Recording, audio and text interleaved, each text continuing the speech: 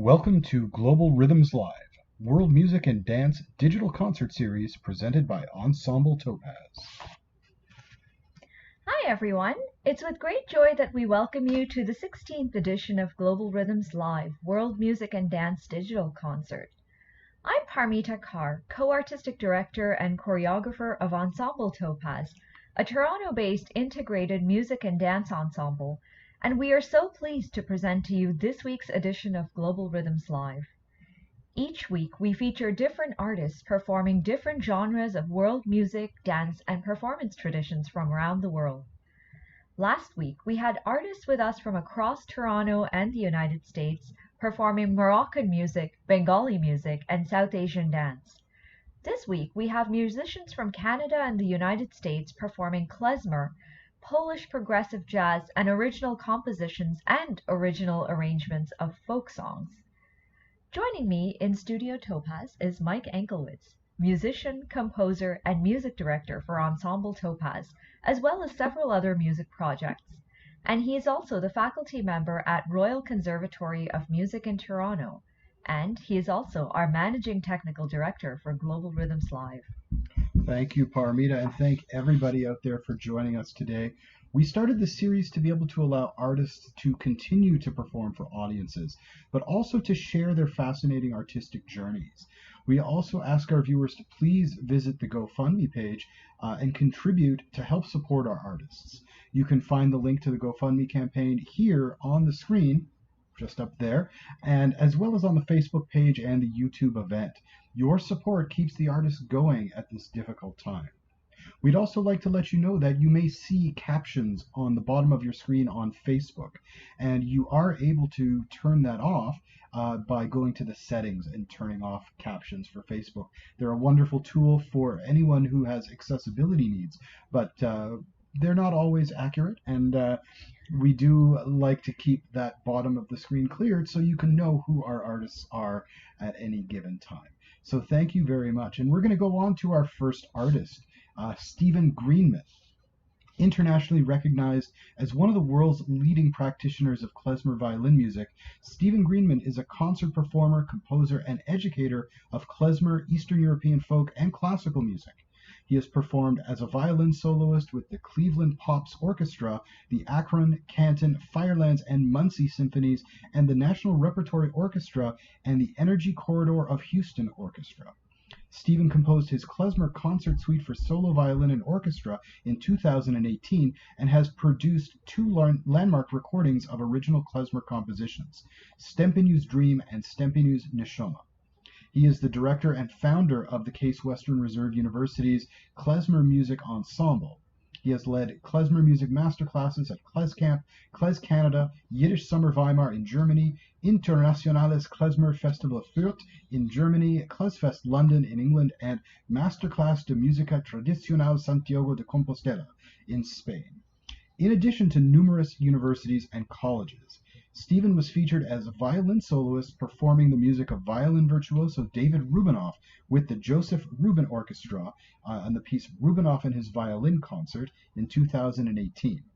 His thrilling collaboration with master pipa player Gao Hong, The Braided Candle, explores a unique blending of both traditional Jewish and Chinese folk music styles.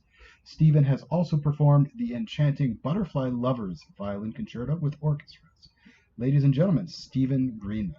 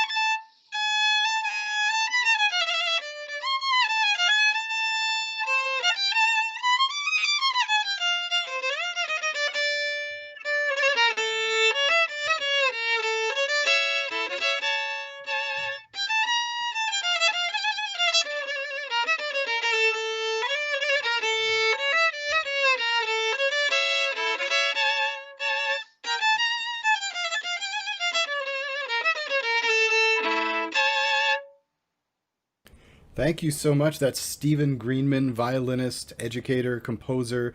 We're actually going to hear one of his compositions a little bit later, but thank you so much for joining us, Steve. And can you tell us a little bit about that first piece? Yeah, thanks, Mike, and it's great to be here. Um, this piece is a piece I composed called Shloimala's Share, and Shloimala is my Yiddish name from the Hebrew Shlomo, and it's part of the larger Klezmer concert suite that I composed, and this is part of the dance section of the suite, which is like an hour-long suite. So this is one of the dances. I call it Shloimala's Share. Thank you. I mean, it's a beautiful piece, and so Thank you. you and I, we go way back, at least probably, oh geez, I don't know, at least 15 years, if not more. Yeah, But I think yeah. but you've obviously been a part of the klezmer world for quite a while. What got you into it, and where did you get started in klezmer? Yeah, well, uh, I didn't know much about klezmer music growing up. However, I was very deeply involved with Jewish music as a kid, and I was more religiously, spiritually inclined in those days. And the rabbi took a strong liking to me, and he really introduced me to a lot of the prayer nusach, the prayer modes and tunes, and I actually led services. Um, but I kind of went away from that, but it always stayed within me. And I desperately wanted to play the violin when I was 5 years old. And because I heard Fiddler on the Roof, believe it or not, and the movie version. And I begged my parents to get me lessons. And finally, I started when I was 8 years old. And that, plus the whole Jewish identity thing, um, led to my really getting involved in Jewish and Yiddish and Israeli and Hasidic music until I went to a classical music festival in 1989 in Graz, Austria. And I was just playing in the orchestra because I was pursuing a classical career those days. And I happened to see a guy playing accordion in the streets. And my colleagues and I tried to talk to him in German, and he wasn't responding. Then all of a sudden he said, "What are you talking to me in German for? I'm American like you guys." And it turned out the guy's name was Peter Harrow, that we now know him as Joshua Horowitz. And at that point, I wanted to play klezmer music. He was playing Jewish music in the streets and starting to collect Jewish music way back in 1989. And I came back to Cleveland to start my Master's of Music degree for 2 years. And I told everyone, I want to play klezmer, I want to play klezmer. And somebody introduced me to a colleague who I still play music with all the time now. Well, maybe not so much in these COVID days, but we have, named Walter Mahovlich. And I started playing with him and learning East European folk and gypsy music. Then started playing in klezmer bands in the area. And I know this is a very long answer, but once I started going to klez camp, things started to pick up from there, and just constant listening to music and transcribing and so forth. Well, I know for me, the klezmer music world has been so rewarding, and playing the music and just the experiences around it. What are some really memorable experiences that you might have had in your study of klezmer, in your performance of klezmer? Well, I mean, there's so many. In the study, first thing comes to mind is when I studied and played with Walter Zev Feldman, who plays the cymbal, and Yiddish klezmer historian and Turkish scholar as well. This started back in 1997, 98, around that time.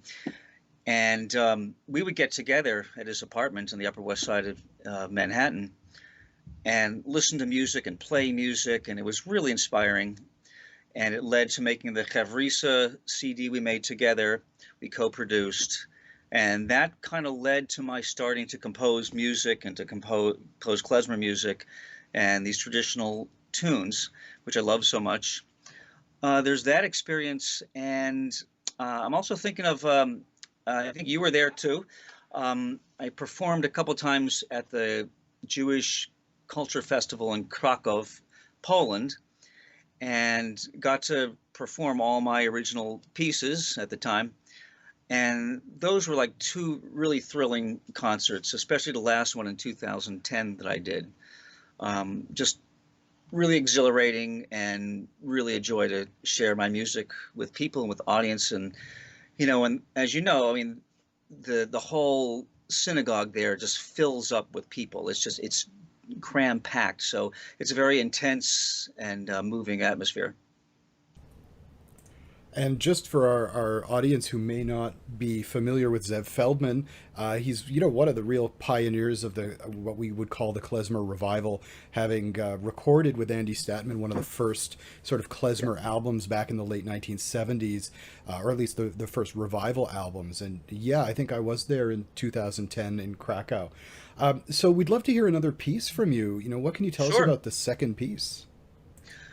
Well, let's see. I got a lot on my mind that I would love to play. So this one is called Bulgar and E Minor, not a very descriptive title. And this was on my Stephanie's Dream CD. And it's kind of a very fast Bulgar styled, like the traditional Bulgars and Serbas that you'd hear on the old recordings. So here's Bulgar.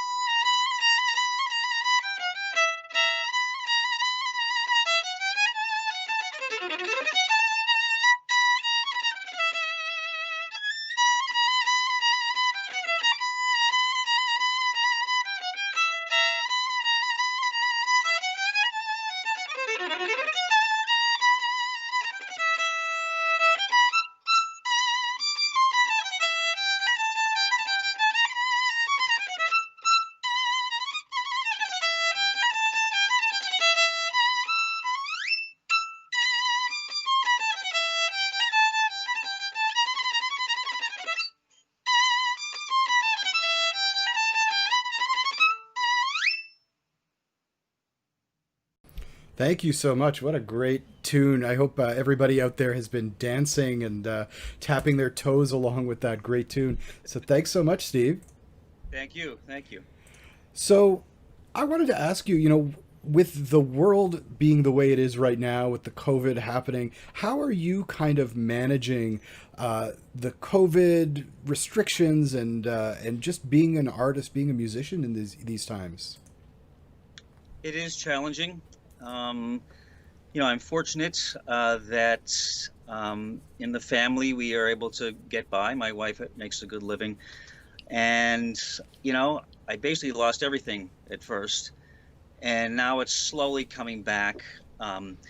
Fortunately, I teach a course at Case Western Reserve, a Klezmer ensemble course for the last 3 years, and it's going to continue. It'll be most likely done remotely for the fall semester.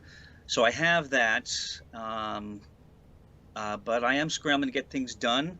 In the meantime, this summer I put together what I'm calling it a Klezmer School for Strings book, at least for violin. Volume 1 is kind of a instructional klezmer book for student string players, and mostly geared towards the Suzuki string players and that whole crowd. It's patterned on that. So that's been that's been an inspiring project for me during this time. But I'm thinking of new ways how to promote myself and how to do different things online. I'm much like you're doing. I'm very impressed with what you're doing here, Mike.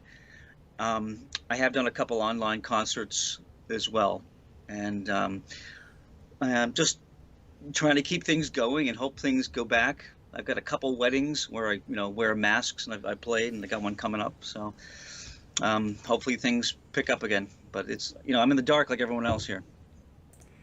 Well, I mean, yeah, I think we're all trying to figure it out, but it's great that I think, a lot of artists are also looking for ways to expand into pedagogy or expand their pedagogy and ways of doing that. But also, it's great to see that you're trying to put together a book and just ways of letting young players, discover the music and find, ways to learn it with that music. So we'd love to hear you play another piece, and, what can you tell us about it? Okay, well, this one, let's see. This one is a Jacques that I call Zigeuner Jacques. And those who don't know, the Jacques is a Romanian rhythm, also known as hora. It has a limping rhythm.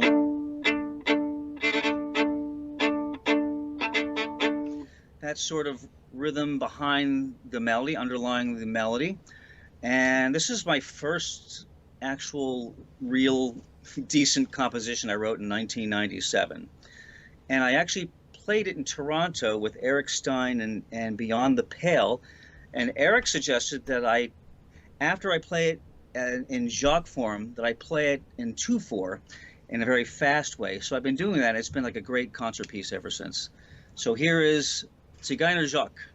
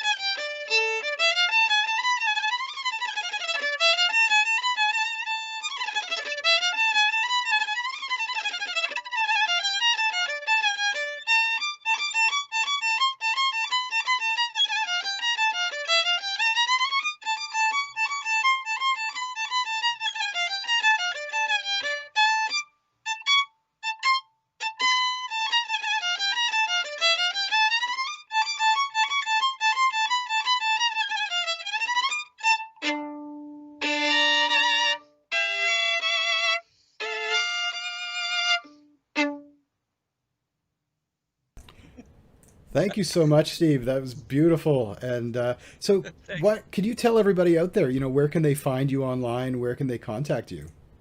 StephenGreenman.com. That's Stephen with a V, not a PH. And I'm also on Facebook as well. Those are probably the best places you can get me. Fantastic. Thank you for that amazing set of performances and journey, Steve. Ladies and gentlemen, if you are enjoying our show today, please consider supporting the artists by making a donation to our GoFundMe page listed on the top right corner of the screen, so that's over my head. The link is also available on our Facebook page. Any amount is appreciated, and thank you so much for supporting artists at this time. Our second artist of today is Ensemble Topaz co-artistic director and Global Rhythms Live co-host, Mike Anklewitz. Mike Anklewitz is a Toronto-based musician and educator specializing in saxophone, clarinet, and woodwinds. Having studied classical music on the saxophone, he also performs jazz, klezmer, rock, R&B, Balkan, and Indian music. Mike started performing klezmer music in 1998, founding the Queen's Crescent Klezmer Band at Queen's University, and then went on to found the klezmer fusion band Klez Factor in 2004. With Klez Factor, Mike's compositions and arrangements have been heard around the world, garnering airplay on radio and television on 4 continents with their 3 albums. As music director of Ensemble Topaz, Mike has guided the band and created arrangements for music that has had its source in Iran, Afghanistan, Pakistan, Tajikistan, and India, collaborating with many musicians from all over the world, and recording with the assistance of an Ontario Arts Council music recording grant in 2019. Mike has taught at Klez Canada and studied klezmer with some of the world's great klezmer clarinetists, and also holds a PhD in ethnomusicology from York University and teaches saxophone at the Royal Conservatory of Music in Toronto. Here's Mike.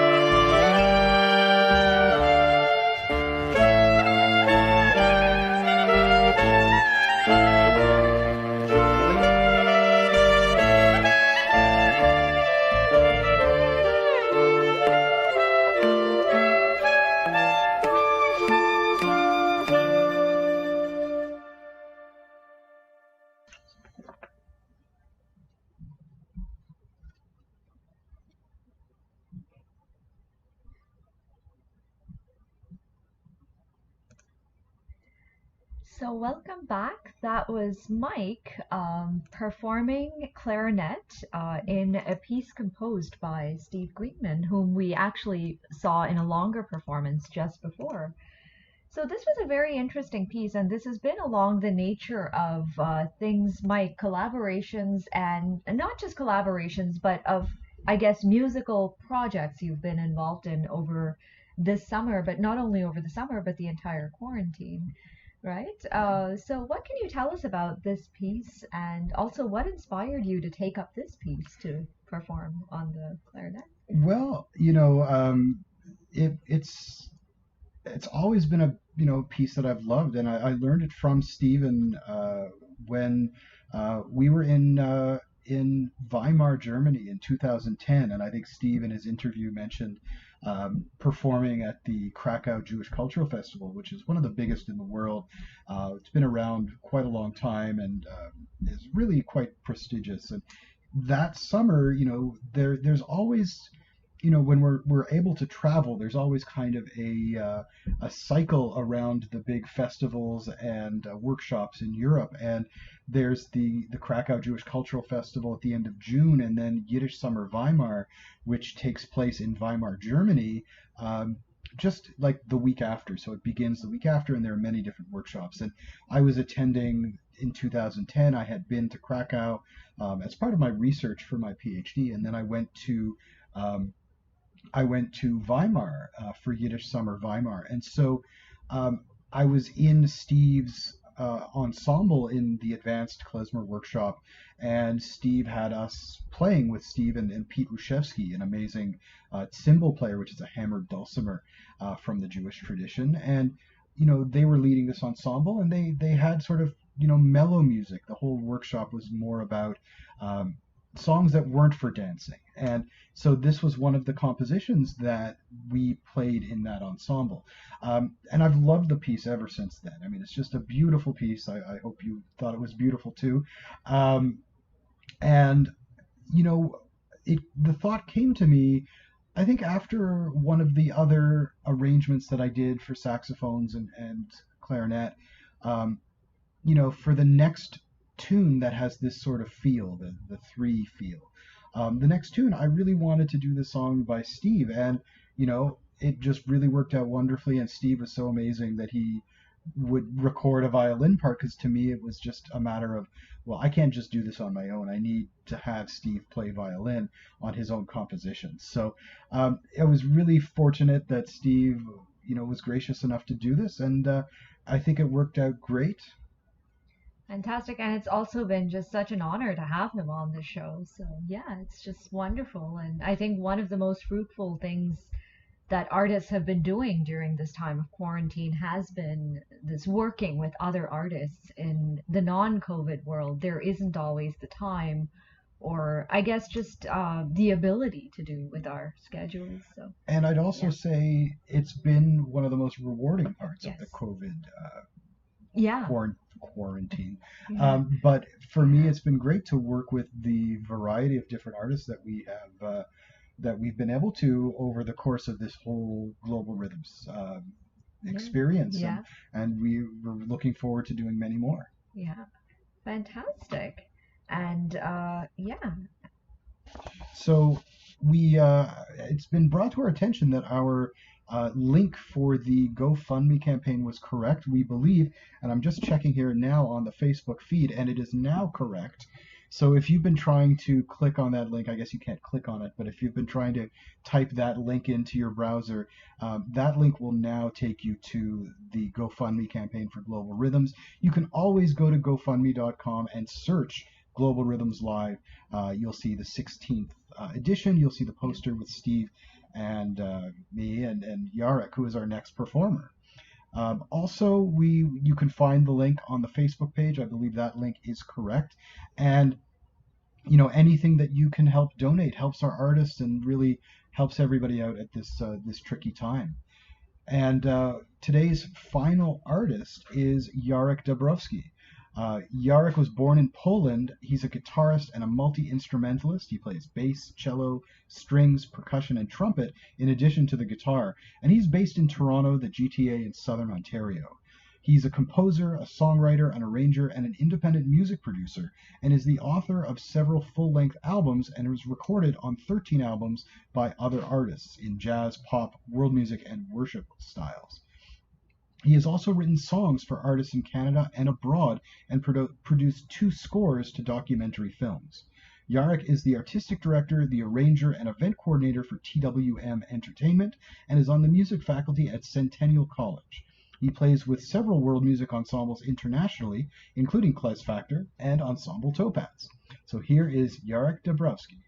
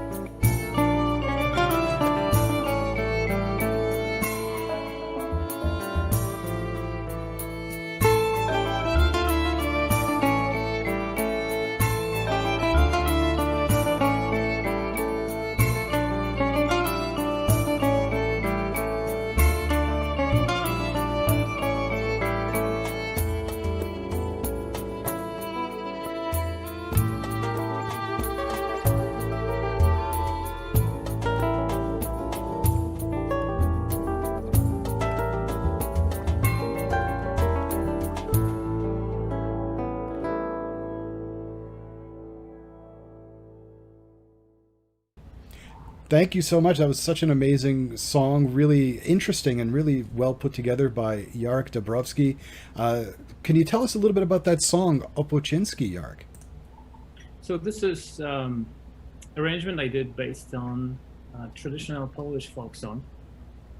It's from the region called Kurpie, and it's a dance in 3 called Oberek. So I didn't know for a long time, but the name Oberek comes from turning around or spinning, and it's in 3. I guess when we talk about spinning, Paramita knows what we're talking about. She's pretty good with that. as I've seen many times. So Oberek is more of a folk dance rather than court dance, and it's been prominent at weddings for centuries. So I created an arrangement and I kept the original meter and did sort of my own spin on it, having such a simple melody, which is so short and just basically a theme. Would be easy to go crazy with it, but at the same time, I didn't want to overcomplicate it. So that's how I came up with it, and I think it worked out well in the end. And I tried to retain some of the original nuances of the dance. Maybe I didn't include the very typical rhythm to a berg, which is ta ta ta ta ta ta ta ta ta. So that's how it usually starts. So it's not there, but I mean the melody is so well known that anyone from Poland that is into folk music would recognize it. So I think it turned out to be a bit of a fusion. It's not completely folk. It's not that pop. It's not jazz. It's a mixture of a lot of different elements, and that is what reflects sort of my journey through music. Because being here in Toronto, I have played with many different bands when it comes to world music. So I have played with bands that play music from East Asia, including China, Southeast Asia, Eastern European music, Klezmer with Mike's band, Class Factor. I spent a number of years playing Chinese music, and then a little bit of Middle Eastern music, also on various instruments to a various degree. And if I think about just how many artists, wonderful artists that I've worked with, I can say, I mean, it's been all a great experience, and it's at this stage, unless I'm very conscious about it, it's almost impossible to run away from the influences and all the sounds that I liked. All right. That's so interesting for us because, again, as we know, we've been collaborating for a lot of years, that you and I, and again with Ensemble Topaz as well. We'll let everybody know that Jarek has been a member of Ensemble Topaz for a couple of years now, and you've played a lot of great shows with us. But tell us, I mean, your primary instrument is guitar. But as the viewers have seen, you play other instruments on the video for Obochinsky. And, can you tell us what your musical training was like as a guitarist? And then later on, as you started to, acquire skills on other instruments? Yeah, so I began with guitar and drums, to be precise, but not having access to drums, I couldn't practice it as much as guitar. And guitar became my primary instruments, which I've been using at various shows or playing with people, with ensembles. Even while, when I was a student, I mainly worked with guitar. But while I was at York, at that time, the world of world music ensembles and just my friends and colleagues, they weren't coming from one culture. I mean, being in Toronto, with so many different ethnic groups, obviously you will have students that come from various backgrounds. And I always found this interesting that I am in North America, but at the same time I can experience music from around the world, because all these musicians who move into Toronto, they bring their traditions with it that I would say are much more different from the mainstream Canadian music, right? Like, for example, Chinese music, where you traditionally don't have harmony. In many of those genres, it's mostly melody and melodic improvisation and different scales. So I didn't shy away from that. I wanted to dive into getting to know different styles. And along with that came sometimes the need of learning how to play another instrument, or just watching colleagues and friends using it. And then I would try, and a lot of time it would appeal to me. So when I was in my earlier days, when I was a student, I've been exposed to different instruments from various parts of the world. And then as I graduated and started working more and more with music and artists here locally, that sort of stopped. I've been involved a lot with R&B bands, blues, rock, hard rock stuff, some folk, and percussion ensembles. But later on, when I started picking up those different instruments like brass and string instruments, including violin, cello, bass, I realized it's not that much different from what I've been doing in my school days when I picked up different instruments from various parts of the world. It was just that now it was double bass, right? Or it was a trumpet, or it was a different, maybe ethnic instrument from South America, like tres. And some of them I ended up playing more, some of them I ended up playing less, and then still mainly working on guitar. But if I would compare the years before, when I was starting and just exploring various instruments to what I'm doing right now, and through all that time I passed during my school years, it's not that much. It's not that much different. The instruments are different, but the spirit of exploration is the same. I find it exciting because not just because it keeps me working in music, but I have the privilege of being of working musically with people from different cultures, right, and experience people's different traditions, and see the most beautiful part of the humanity, in my opinion, because there are so many different things that today can divide people. I don't even refer to culture and background, but there are also so many beautiful things that are different that bring people together. For some, it's sports. For others, it's cinema, and for me, it's music. And having the love for exploration and the arts, I can definitely feel that when it comes to music. Just bring it on a personal level. So that's my journey, and that's what made me to be the kind of musician that I am today. That's terrific. And I mean, I think we all kind of share that. It's great to hear how you've been able to implement, those learning experiences, and you seek to continue learning with everything that you're doing. So what can you tell us about the next song that you're performing, the Varsovian Waltz? Varsovian Waltz is a song that I've recorded last month in July, because now it's August. But it's a very simple tune that I actually wrote 15 years ago, and I never ended up recording it. I just wrote the music down, and I did it in Poland when I was there, I think in mid-2000s, and I spent many days in Warsaw. Not only in Warsaw, but it's sort of a central city. It's a big hub. And having friends and family in Warsaw, I was able to spend many days and weeks and months throughout my life at various stages.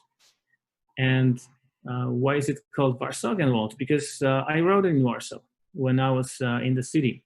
So Warsaw it's a very European city from the American point of view, or Canadian point of view. And you have a lot of music happening on the street. And besides people playing covers of modern songs, we have a lot of folk bands. And at that time, there were festivals. So I always found the city to be very musical. I think back then, even if you were on the bus, you would have guys hopping on, playing accordion for 2 stops and getting off.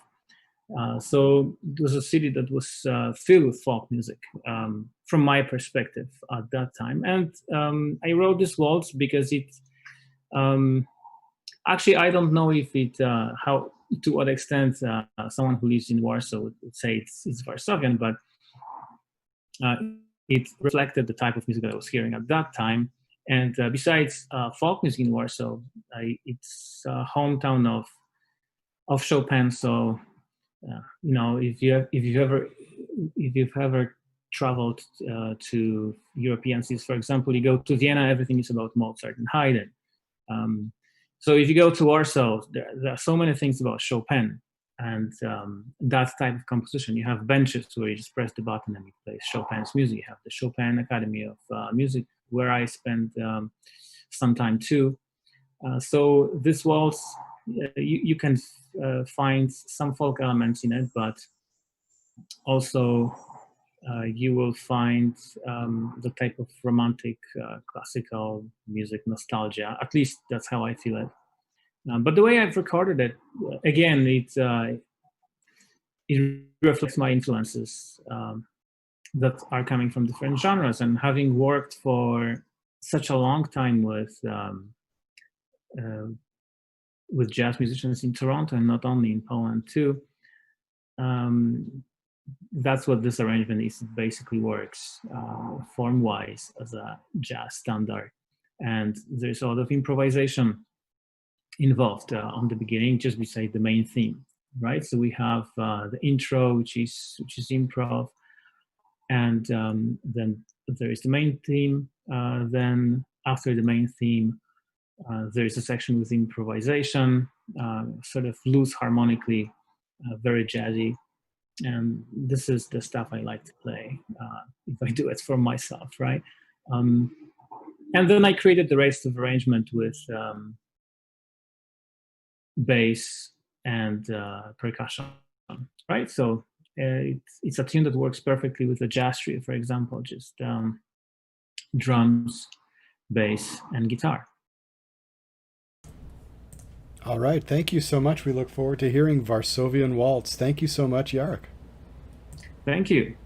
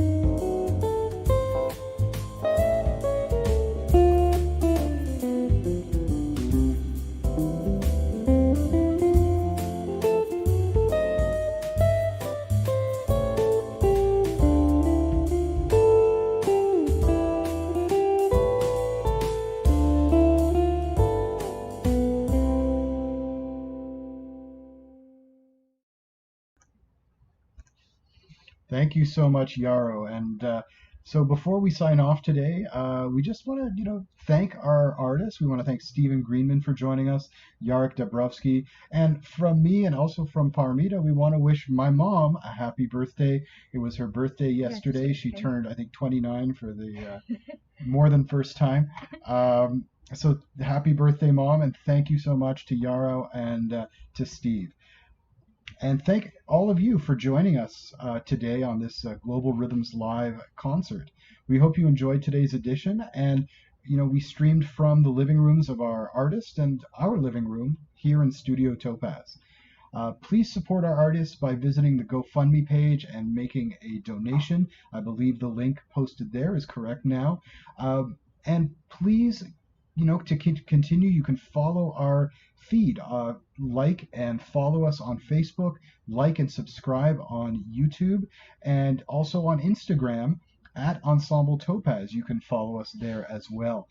And that will help you keep track of all the things that we're doing here at Ensemble Topaz. We've had some exciting developments with music videos and some international collaborations. So there's always something going on here at Ensemble Topaz. And please come on back, and we're going to have artists from around the world over the next several weeks. And thank you for joining us on our journey today, and we hope you'll join us again in the future.